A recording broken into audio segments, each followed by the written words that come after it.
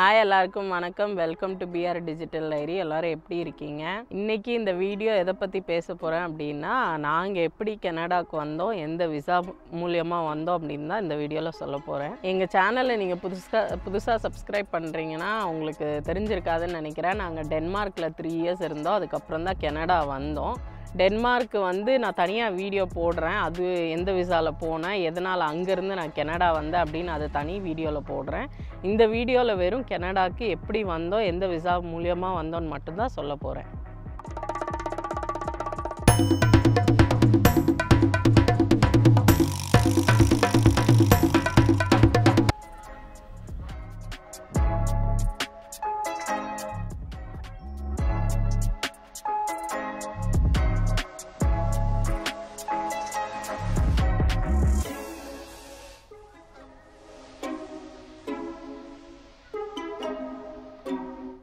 நாங்கள் கனடாவுக்கு international student மூலியமாக தான் வந்தேன். நான் இன்டர்நேஷ்னல் ஸ்டூடெண்ட்டாக வந்தேன். என் கூட என்னோடய ஹஸ்பண்ட் ஓப்பன் ஒர்க் பர்மிட்டில் வந்தார். அப்புறம் கீர்த்தி அப்போது 2 இயர்ஸாக இருந்தால். நாங்கள் 2018 வந்தோம். ஸோ அவள் 2 இயர்ஸாக இருக்க போகும்போது அவளுக்கு விசிட்டர் விசா கொடுத்தாங்க. எங்கள் 3 பேருக்குமே நாங்கள் சேர்த்து தான் அப்ளை பண்ணோம். எனக்கு ஸ்டூடெண்ட் விசா, ஹஸ்பண்டுக்கு ஓப்பன் ஒர்க் பர்மிட் விசா, அப்புறம் கீர்த்திக்கு விசிட்டர் விசா. இந்த 3 அப்ளிகேஷனும் சேர்த்து தான் நாங்கள் ஃபைல் பண்ணோம். நாங்கள் எங்கேருந்து அப்ளை பண்ணோம் அப்படின்னா டென்மார்க்லேருந்தே அப்ளை பண்ணிட்டோம். யார் மூலியமாக அப்ளை பண்ணோம் அப்படின்னு கேட்டிங்கன்னா, நாங்களே தான் அப்ளை பண்ணோம். நாங்கள் எந்த ஏஜென்சிக்கிட்டேயும் போகலை. இந்த ப்ராசஸ் கொஞ்சம் ரொம்ப நாள் ஆச்சுன்னு தான் சொல்லணும். நான் எப்படி அப்படின்னா, நான் உங்களுக்கு ஃபுல் ஸ்டோரி சொன்னால் தான் உங்களுக்கு புரியும். நாங்கள் ஜனவரியிலேருந்தே ஸ்டார்ட் பண்ணிட்டோம். ஜனவரி 2018 நாங்கள் அப்ளிகேஷன் ப்ராசஸ்ஸு, டாக்குமெண்ட்ஸ் ரெடி பண்ணுறதெல்லாம் ஸ்டார்ட் பண்ணிட்டோம். எங்களுக்கு விசா எப்போ முடியுது அப்படின்னா, எங்களுக்கு ஜூன் மாதத்தில் விசா முடியுது. எந்த விசானா, டென்மார்க்கில் இருந்த விசா எங்களுக்கு ஜூன் மந்தில் முடிகிற மாதிரி இருந்தது. ஸோ நாங்கள் டென்மார்க்லேருந்து இந்தியா போகிறதா தான் பிளானு. நாங்கள் என்ன நினச்சோம், ஓகே நம்மளுக்கு கனடா விசா வந்துருச்சு அப்படின்னா நம்ம கனடாவுக்கு போயிடலாம் அப்படின்னு தான் நினச்சோம். ஆனால் எனக்கு செப்டம்பரில் காலேஜ் ஓப்பன். செப்டம்பர் 2018 எனக்கு காலேஜ் ஓப்பன். பட் நாங்கள் ஜூன் எண்டு வரைக்கும் நாங்கள் வெயிட் பண்ணோம். ஆனால் எங்களுக்கு எந்த அப்டேட்டும் வரல. சரி ஓகேன்னு இந்தியாவுக்கு டிக்கெட் போட்டு நாங்கள் இந்தியாவுக்கு போயாச்சு. அப்புறம் நாங்கள் டென்மார்க்குலேருந்து கிளம்புறதுக்கு முன்னாடி ஐஆர்சிசிக்கு நாங்கள் அப்டேட் பண்ணிட்டு தான் போனோம் அட்ரஸ் சேஞ்சை பற்றி. ஏன்னா நாங்கள் டென்மார்க் அட்ரஸ் கொடுத்துருந்தோம். ஸோ இந்தியா அட்ரஸை நாங்கள் அப்டேட் பண்ணிட்டு தான் இந்தியாவுக்கு கிளம்பணும். ஜூலை போச்சு, ஆகஸ்ட் போச்சு. ஆகஸ்ட் எண்டு வரைக்குமே எங்களுக்கு விசா பற்றி எந்த அப்டேட்டும் வரல. எனக்கு செப்டம்பர் ஃபர்ஸ்ட் வீக்கில் காலேஜ் ஓப்பன். செப்டம்பர் 2018 எனக்கு college open. But August end வரைக்கும் விசா வரலன்னொன்னே ஓகே நம்மளுக்கு வராது போல், நம்ம அடுத்த வேலையை ஆரம்பிக்கலாம் அப்படின்னு இந்தியாவில் நான் ஆரம்பிச்சிட்டேன் அடுத்த வேலையை. ஸோ செப்டம்பர் 3 இல்லை 5ன்னு நினைக்கிறேன், எனக்கு கன்ஃபார்மாக தெரியல. அப்போ காலேஜ் ஸ்டார்ட்டு. ஏன்னா ஏன் அந்த டேட் அஷூரன்ஸாக தெரியல அப்படின்னா, அதுதான் விசா வராத இனிமேல் தெரிஞ்சுக்கிட்டா என்ன அப்படின்ற மாதிரி தான். அதனால் எனக்கு தெரியல. பட் எனக்கு எப்போ விசா வந்தது அப்படின்னா, செப்டம்பர் 7 விசா அதுக்கப்புறம் நாங்கள் பாஸ்போர்ட் அனுப்பி என் கையில் பாஸ்போர்ட் கிடச்சிது செப்டம்பர் 10 அந்த மாதிரி கிடச்சிது. அதுக்கப்புறம் நாங்கள் செப்டம்பர் 13 கிளம்புறோம் இந்தியாவிலேருந்து. எப்போ எனக்கு காலேஜ் ஸ்டார்ட்டு 10 நாள் கழித்து தான் நான் கனடாக்கே போகிறேன். ஸோ நான் ஃபிக்ஸ் ஆகிட்டேன் மைண்டில், ஓகே நம்மளுக்கு அட்மிஷன் இல்லை ஆக்சுவலி விசா கிடைக்கல.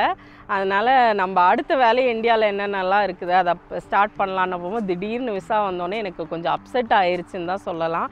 பட் ஹஸ்பண்டுக்கு ரொம்ப ஹாப்பி. அவருக்கு என்னோடய ஸ்டூடெண்ட் விசா 1.5 இயருக்கு கொடுத்தாங்க. Study 1 year. என்னோடய ஹஸ்பண்டுக்கும் அப்புறம் கீர்த்திக்குமே ஸ்பௌசல் ஒர்க் பர்மிட்டு அப்புறம் விசிட்டர் விசா சேம் டியூரேஷனுக்கு தான் கொடுத்தாங்க. ஸோ 1.5 இயர்ஸ்க்கு விசா கொடுத்தாச்சு. ஸோ நாங்கள் 2018 செப்டம்பரில் நாங்கள் கனடா வந்தோம். என்னோடய ஹஸ்பண்ட் நான் படிச்சுட்ருக்கிற இந்த கேப்பில் அவரும் ஒர்க் பண்ணிகிட்டு இருந்தார். அவருக்கு ஓப்பன் ஒர்க் பர்மிட் இருந்ததுனால அவர் லீகலாக கனடாவில் ஒர்க் பண்ணிக்கலாம். ஆனால் எல்லாமே ஜாப் அவர் ட்ரை பண்ணிகிட்டே இருந்தார். அப்போ தான் நாங்கள் பிஆர் வாங்க முடியும் அப்படின்ட்டு. நான் படிச்சுட்ருக்கிற இந்த கேப்பில் அவர் 2-3 ஜாப்ஸில் ட்ரை பண்ணார், எல்லாமே கிடைக்குமா அப்படின்ட்டு. ஓப்பன் ஒர்க் பர்மிட்டில் வந்து எந்த எம்ப்ளாயர் கிட்ட வேணாலும் வேலை செய்யலாம். பட் யார்கிட்ட வேலை செஞ்சாங்களோ எங்கள் வீட்டுக்காரர் அவங்கக்கிட்ட வந்து எல்லாமே ஜாபுக்காக ட்ரை பண்ணார் 2-3 இடத்துல அவர் வேலை செஞ்ச இடத்துல. பட் அவருக்கு வந்து கிடைக்கல. ஸோ அதனால் எங்கள் ஹஸ்பண்டோட ஃப்ரெண்டுக்கிட்ட போய் அப்ரோச் பண்ணப்போ அவங்க வந்து அவங்களுக்கு தெரிஞ்ச ஏஜென்சிக்கிட்ட சொல்லி எங்கள் வீட்டுக்காரை இன்ட்ரடியூஸ் பண்ணி வச்சாங்க அந்த ஏஜென்சிக்கிட்ட. அப்புறம் அந்த ஏஜென்சியில் என்ன சொன்னாங்க அப்படின்னா IELTS வேணும் அப்படின்ட்டு. நான் வந்து இன்டர்நேஷ்னல் ஸ்டூடெண்ட்டாக வந்ததுனால IELTS வச்சு நான் இங்கே வந்தேன். பட் ஹஸ்பண்டுக்கு IELTS இல்லை. ஸோ அதனால் அவர் இங்கே வந்து IELTS எழுதி அதுக்கப்புறம் வந்து ஜாப் அப்ளை பண்ணார் அந்த ஏஜென்சி மூலியமாக. அந்த ஏஜென்சி வந்து என்னோடய ஹஸ்பண்டோட ப்ரொஃபைலை பார்த்துட்டு அப்புறம் அவரோட IELTS ஸ்கோரை வச்சு அவங்க வந்து இன்டர்வியூ அரேஞ்ச் பண்ணி கொடுத்தாங்க. அந்த இன்டர்வியூவில் அவர் செலக்ட் ஆகிட்டார். பட் நாங்கள் வந்து எட்மாண்டன் சிட்டியில் இருந்தோம், அல்பர்ட்டா ப்ரொவின்ஸில். அங்கேருந்து கேல்கரி சிட்டிக்கு வர மாதிரி ஆயிடுச்சு. பட் எங்களுக்கு எல்லாமே ஜாப்னால ஓகே நாங்கள் மூவ் ஆகிக்கிறோம் அப்படின்னு சொல்லி நாங்கள் அந்த ஜாப் ஆஃபரையும் அக்செப்ட் பண்ணிக்கிட்டோம். நான் சைடில் வந்து என்னோடய ஸ்டடியை படிச்சுட்டே தான் இருந்தேன். ஏன்னா அது 1 இயர் கோர்ஸு. நாங்கள் வந்து இதை வந்து ஸ்டார்ட் பண்ண ப்ராசஸ் வந்து ஜனவரி 2019 ஸ்டார்ட் பண்ணோம். பட் என்னோடய ஸ்டடி வந்து ஏப்ரல் 2019 தான் முடிய போகுது. பட் அங்கே அக்செப்ட் பண்ண கம்பெனி வந்து இவரை இயர்லியாக ஸ்டார்ட் பண்ண சொன்னாங்க. ஸோ அவர் ஏப்ரல் 1st வீக்லேருந்தே ஜாயின் பண்ண சொல்லிட்டாங்க. ஸோ நான் ஹஸ்பண்ட் வந்து கேல்கரி வந்து அவர் வீடு பார்த்துட்டு அதுக்கப்புறம் அவர் எங்களுக்கு முன்னாடி 1 மந்த் முன்னாடி கேல்கரிக்கு ஷிஃப்ட் ஆகிட்டார். அப்புறம் நான் 1 மந்த் கழித்து கேல்கரி வந்துட்டேன். நான் மே 2019 கேல்கரி வந்தேன். எங்கள் வீட்டுக்கார் வந்து ஏப்ரல் 2019 கேல்கரி வந்துட்டார்.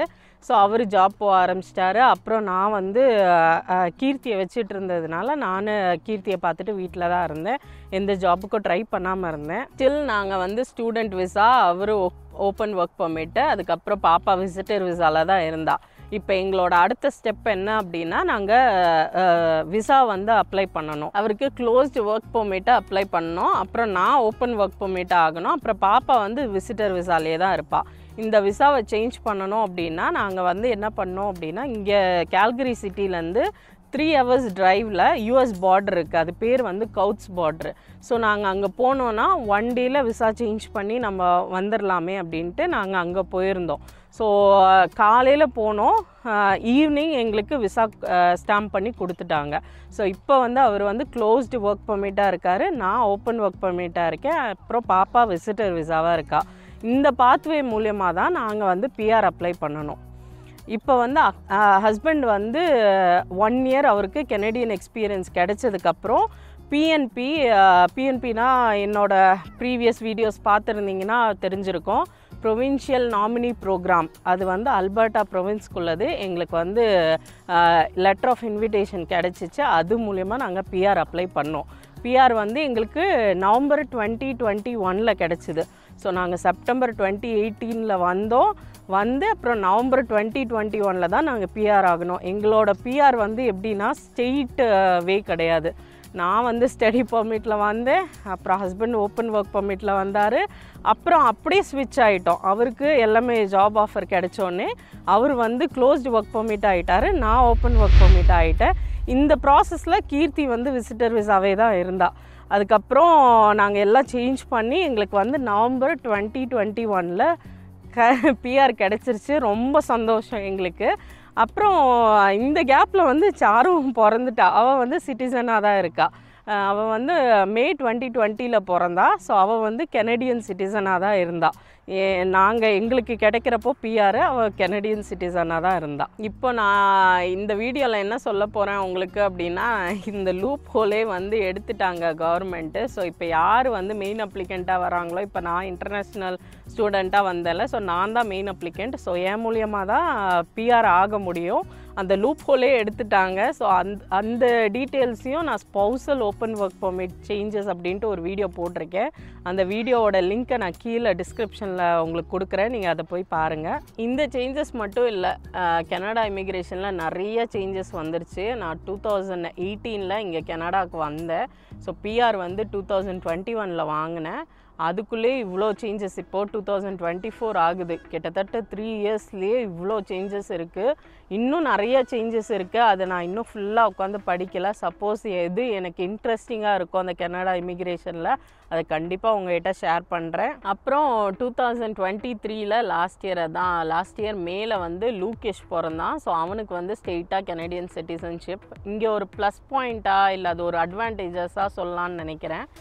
என்னன்னா இங்கே பேபி பிறந்தாங்க அப்படின்னா அவங்களுக்கு ஸ்ட்ரெயிட்டாக கெனடியன் சிட்டிசன்ஷிப் கொடுத்துருவாங்க. இந்த குழந்தையோட பேரண்ட் வந்து என்ன விசாவில் இருந்தாலும் சரி, அந்த பாப்பாவுக்கு வந்து இங்கே பிறந்தாங்க அப்படின்னா கெனடியன் சிட்டிசன்ஷிப் கண்டிப்பாக கொடுத்துருவாங்க.